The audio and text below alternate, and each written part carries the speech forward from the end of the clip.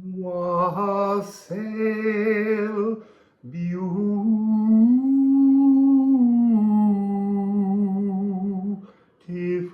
people. So, no agenda. No agenda. Just going to shuffle cards and see what wants to come through. I'm going to begin with the Liffruma Healing Oracle. You can purchase a copy for yourself at liffruma.com. But if you can't afford to buy a deck, there's a free PDF without the artwork in the description box below, because I'm beautifully generous. So what message would you like to bring forward? I mean, a lot of heat, it's a lot of fire inside me. You see, that's so interesting. I say fire, it says ice, ease. So where fire meets ice is where creation materializes physical things. And we have hang through as well,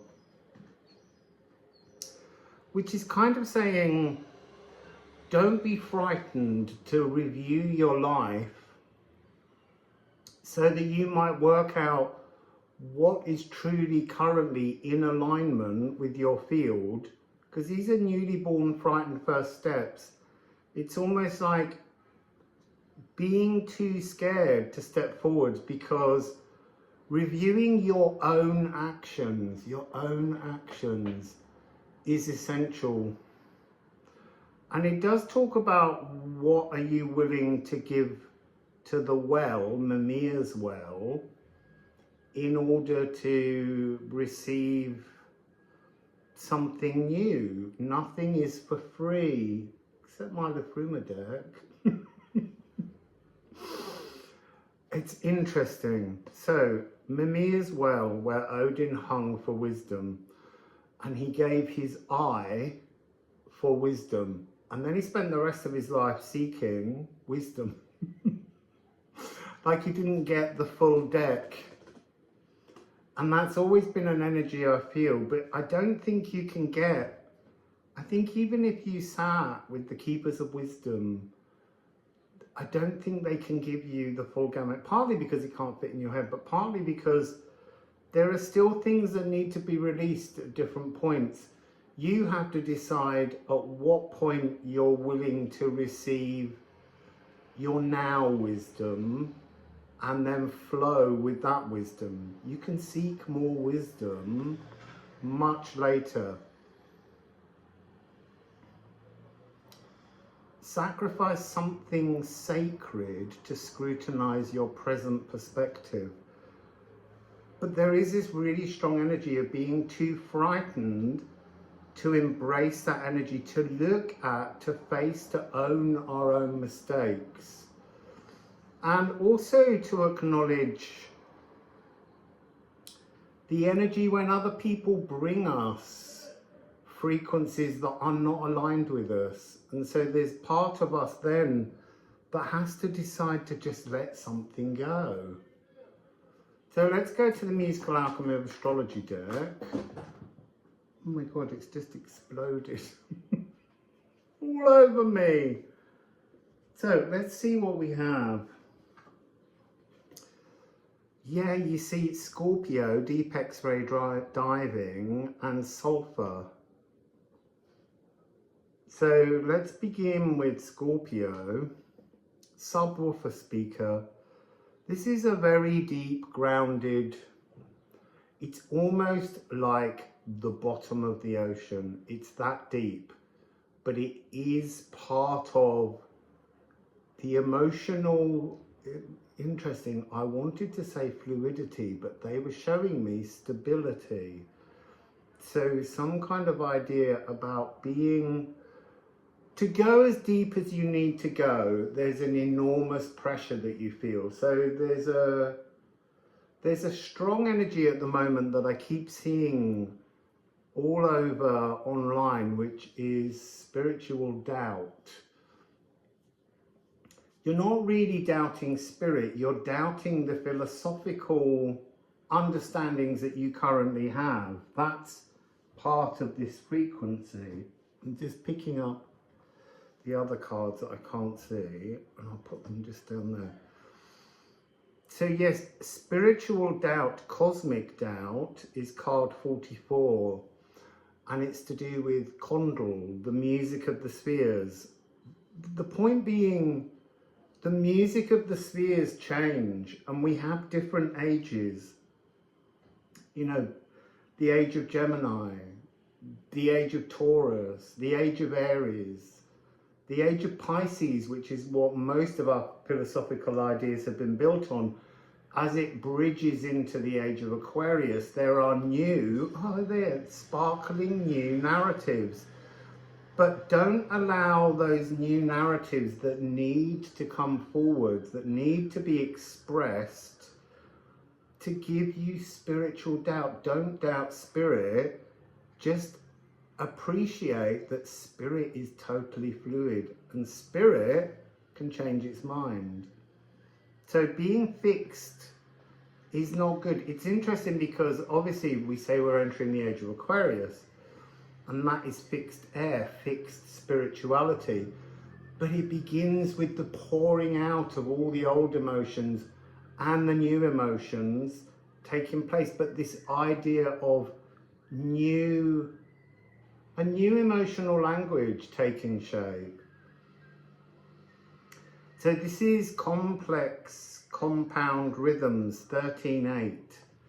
And 13/8 is a rhythm, and I often do this da da da da da da da da da da da da da da da da da da da. It's divine. It is that new narrative. So here we have, I am luminous peace. I am luminous. I am peace. So we've got to settle into a kind of soft, deep, we are the whales, and we're at the bottom of the ocean, diving deep down, deep X-ray diving to the bottom of the seas from subliminal masks. So these masks that we have to present ourselves to the world, and they are very often subconscious because they become part of our character, to supraliminal truths.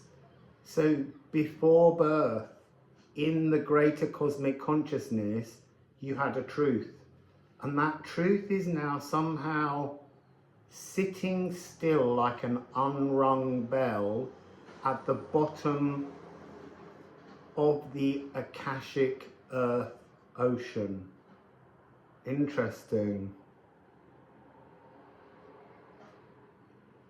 The soul of all living and material things. This is cardinal energy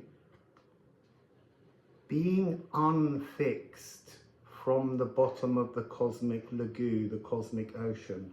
So we're unfixing, we're discovering sparkling new narratives. You see, there's something about this symbol here that's almost like an anchor, to drop the anchor. And then once the anchor reaches the bottom, there's some kind of emotional transition.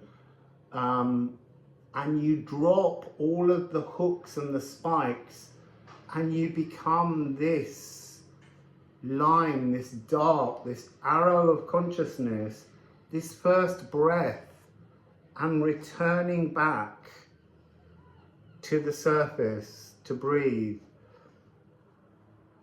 So we have Aquarius on the shoulders of giants. This is the alchemical part of the magnum opus in alchemy. This is multiplication. So nurturing streams of wisdom found deep beneath the surface of our current conscious emotions. To be stable, to remember that we're not just solely human, and that we should be walking or swimming in unbounded freedom. We can all do this. This is part of what we're here for. Elevating humankind above all things and pouring new emotional concepts from within you into the world around you. Moon in Taurus. This is refinding the divine within. The age of Taurus was the era in which we lost the ability to remember that the divine is within everything and everyone, the oneness of all things. And we began to worship the bull, Apis the bull. So this is about returning worthiness to our lives, so no longer valueless, because when God is outside of us, or source is outside of us, Poimanda is outside of us, we are valueless in many ways. We can't move our pathways forwards and we become stalled. This is about calmly weathering storms. I know I wrote these cards, but sometimes those lines are like, they brand me. Releasing the soul through Apis the sacred bull. Interesting. It's reclaiming. I feel like I need to reclaiming the soul from Apis the sacred bull. Gonna have to try and remember to change that on the new master deck. And then we have Pallas Athena, 44 again. Pallas Athena, the snake wrangler. Pallas Athena is the energy of being divinely tested, sacred triggers. Spirit of place, the snake wrangler, the boa goddess, is coming through. The feast of the bath, the cleanse, goddess of owl vision. And then she's the creatrix of the olive tree as a gift of peace. I am peace. I love that I am peace is Scorpio, because it's not how we imagine. It's not the version. So again, it's asking us to reevaluate spiritual certainties. That must be what this is all about. We've got to flow anew. Musical canons. So this is a melody where, like, London's burning, fetch the engine, and you can sing the same song from the second part and they all roll into something. So this is the idea that it's still spirituality, it's still source love, it's still all of those energies, but it just becomes more complicated before it simplifies, and we have to reorganize the way in which we consider who and what we are in the world, because the world around us is changing hugely. Leo and Aquarius energy. So fixed fire and fixed air. Then we have Moon in Gemini. Moon in Gemini.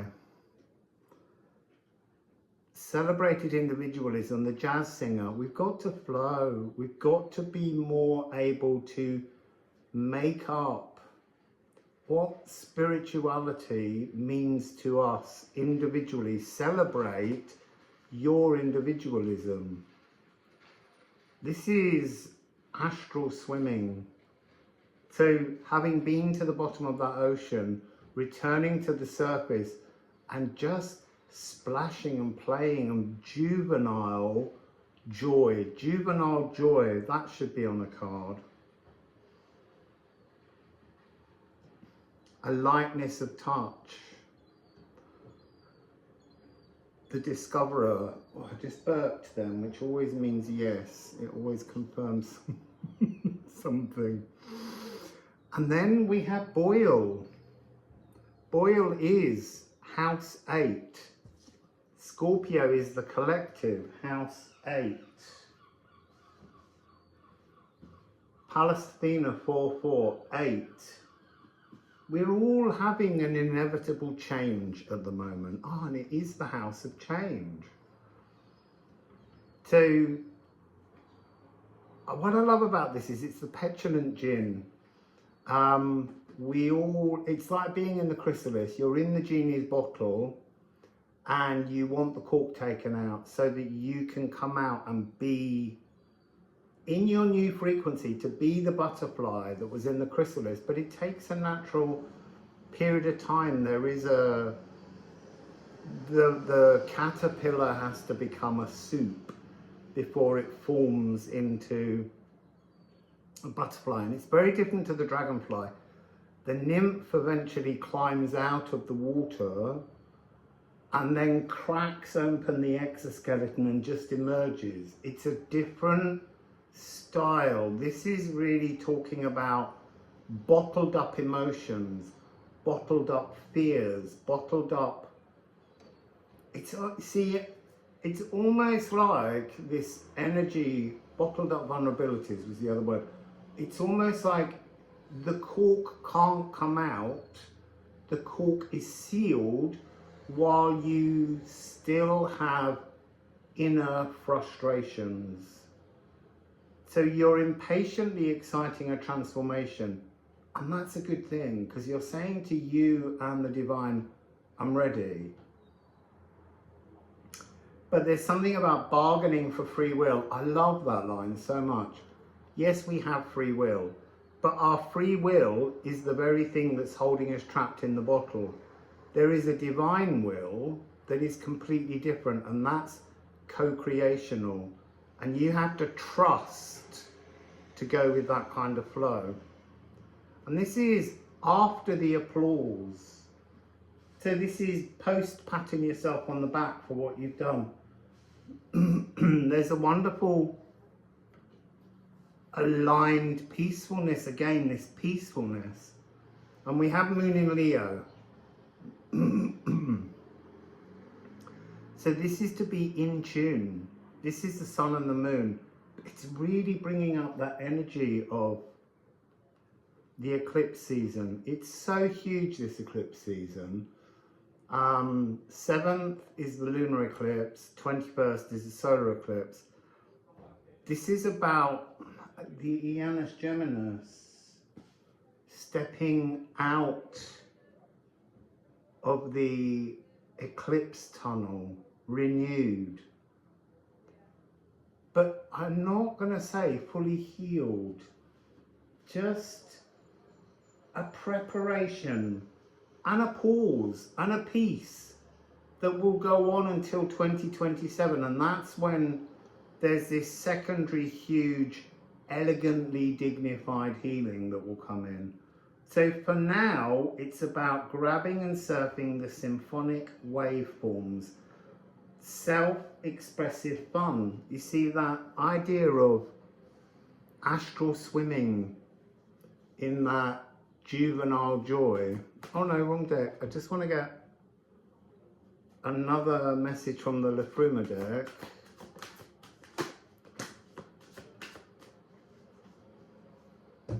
Interesting. 332.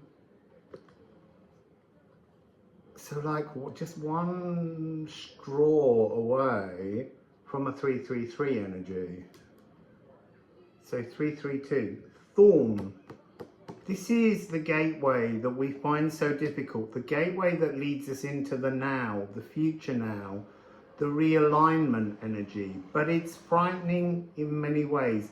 It needs strength, Thor-like power to move through this energy. And it's dense and it's thorny. But it is a sacred space, and there's a lot of the energy of the fairies in this space, and it dares you. Dare you. Yeah, you dare. You dare, because you're there. It's just so interesting. And then we have Towardness, the future. It's all awaiting us.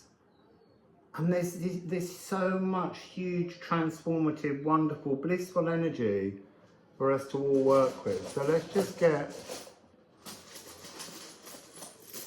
I'm nearly under 20 minutes. I think it's 20 minutes in 4 seconds. So we're just going to take a couple of ceramic runes. Yeah, this is a new awakening. Forget the old. Forget all that you thought was true. Transform it to your own new personal philosophical outlook. Because we're in the age of Aquarius, but we're in also the mini age of Aries. Because that's what Saturn and Neptune are telling us.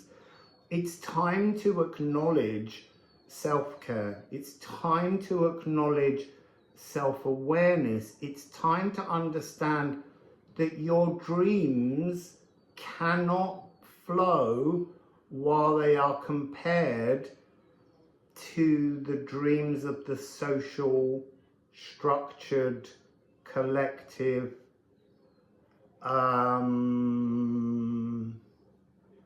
morality. It involves a need now to identify true heart feelings, which I know you're all doing. And then we have 15. 15 is a really strong number at the moment. I know people will say it's the number of the devil, but it's also the number that frees us from that. So this is elks, this is versatility, this is to transform and feel protected as you transform. So if there are people around you who are poking you, protect yourself from them. Just stop communicating with them, because there's something about looking for a fight. The sedge elk plant will draw blood, whereas the elk itself is acting as protection. So divine protection. So yeah, don't allow people to poke you, because that's their own devil within them being projected on you. So what else? Dej 24. This is the final rune in the Elder Futhark, and that's really what this is about. We really are in the dying days of the old shadow energies, the energies of fear. This is all what's being transformed. So we have, throughout this pilgrimage and me doing this journey with you, we've been dealing with shadows, and now we're moving into an energy where we're beginning to construct and play and utilize the light, the nutrients that were inside the shadows. Having done the shadow work, now we can astrally swim on the surface in the light. There's something of a timer. It's the time now. We've done this shadow, and now we're here to absorb the light. The sulfur is the light here. So that's a little random read, and I'll be back with another as soon as I can. My friend Helen is coming for a few days to visit while I'm here, so I don't know what time I will have to sit down, but stay with me. Please keep sending donations, because it really does. It's so important. I will catch up with all the comments as well, because they're so important. It's a joy to be acknowledged by you and to receive your donations, your kindnesses, your messages. Yeah, there's something else there, but it just doesn't need to be brought up today. So thank you all for being so kind and loving, and wassail.